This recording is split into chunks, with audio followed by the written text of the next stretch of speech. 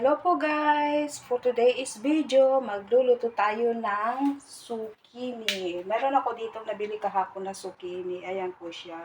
Parang ano pala ang itsura niya is parang kalabasa. Yung pahaba siya. So, ikat lang natin yan. Tanggalin natin to. Then, cut into 3. Ganyan po siya. Para mas marami. Ayan. At sa mga bago pa lang dito sa aking YouTube channel, can you please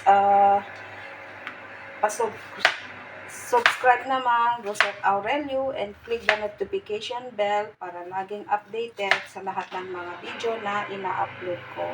Simple lang guys ang ibinabahagi ko sa inyo. So, hayan po siya. Ikat lang natin siya. Pasensya na po yung naririnig sa aking background kasi ako'y naglalaba din habang gumagawa ng aking video ngayon.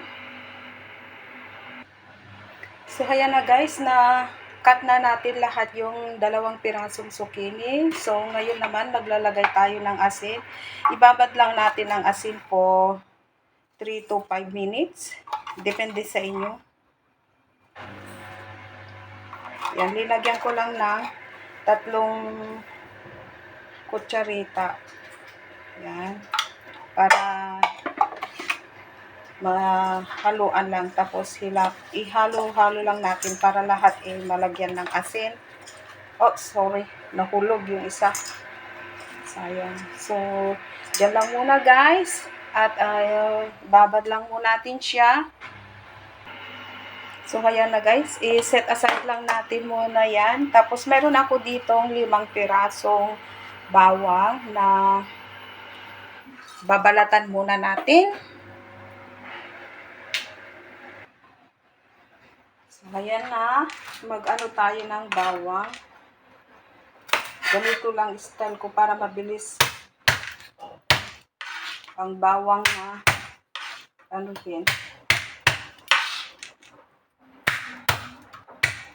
Pitpitin muna natin. Ayan. O, diba ang bilis matanggal yung ano niya, balat.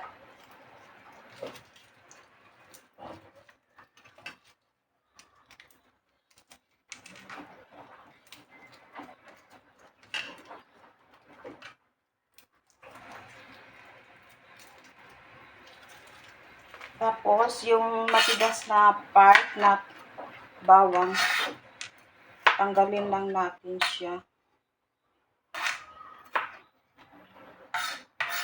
So, ayan.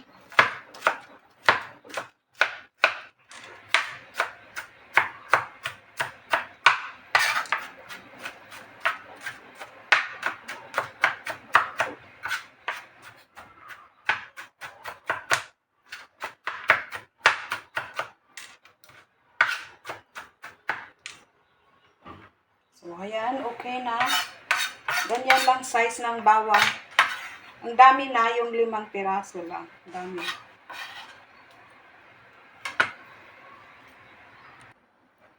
So, ayan. After 5 minutes, okay na ang ating zucchini na soak na siya in salt. So, tingnan nyo guys yung tubig. O, diba? Ang daming tubig na, o. So, pipigain lang natin siya para matanggal yung tubig. So, ayan po siya. Tingnan natin yung mga tubig, o. Diba, ang daming tubig, o. Gamit lang natin ng strainer para mapiga natin. Hindi yata ko siya ng isa.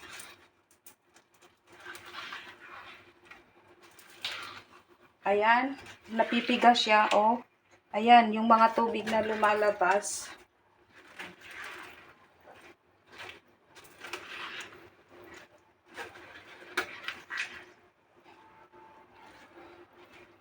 Yan. So, ayan guys, after pagkapiga ko, dami pa na naiwan na tubig. Yan. So, i-ano lang natin. So, ayan, ready to cook na guys. i-on na natin ang ating paglutuan. Kung napansin nyo, mayroon tayong kunting karne. Kunting-kunti lang, tapos linagyan ko ng tubig para pagkaluto ng karne. And then, palabasin natin ng mantika niya. So, ayan na po. Kung napapansin nyo, unti lang nababawasan yung tubig. Yan. So, wait lang natin hanggang lalabas ang kanyang mantika. Igigisa niya sa sarili niyang mantika. So, ayan na guys. Wala nang mantika. Kung napapansin nyo, lumalabas na yung, wala nang tubig. Kung napapansin nyo, lumalabas na ang kanyang mantika. So, habang tuloy-tuloy ang pagmamantika, ilalagay na natin yung bawang. Yan. Masarap kapag maraming bawang.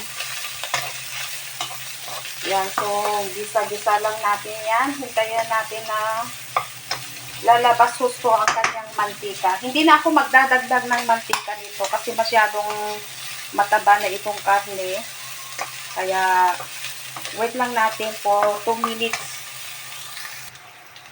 So, kaya na po, okay na ang pagkaluto ng ating karne. Ganyan ang gusto kong texture ng pagkaluto ng karne. Ayaw ko naman yung masyadong kulubot siya kasi matigas. So, yan, ilalagay na natin ang ating sukli.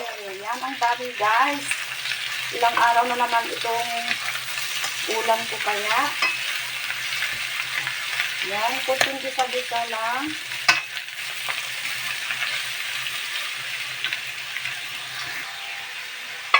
Guys, kunting gisa lang, takpan lang natin para patas yung pagkaluto ng ating zucchini.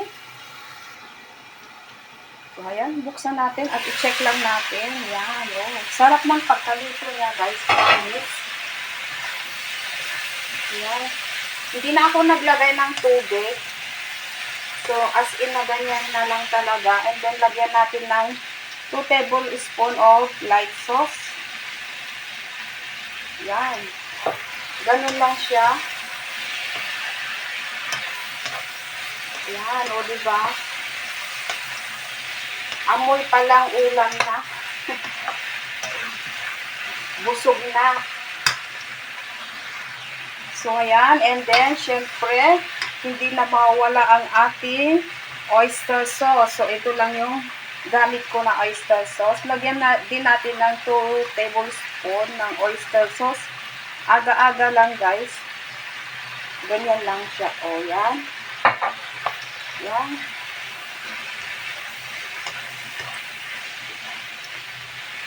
Wow. Ang sarap, guys. Promise. Yan. Actually, this is my first time cooked zucchini. Matagal na akong matagal ko nang gustong makapagluto nito pero hindi ako makakabili. So, ayan na guys. It's already cooked. My zucchini. So, salamat guys sa mga panunood. Ayan, tapos na po siya. Pwede na pong hanguin at ilalagay na lang natin sa ating plate. So, ayan. Is already cooked. Yan. Natatakam na ako. Gusto ko nang kumain. Promise. Gusto ko nang kumain talaga. Promise.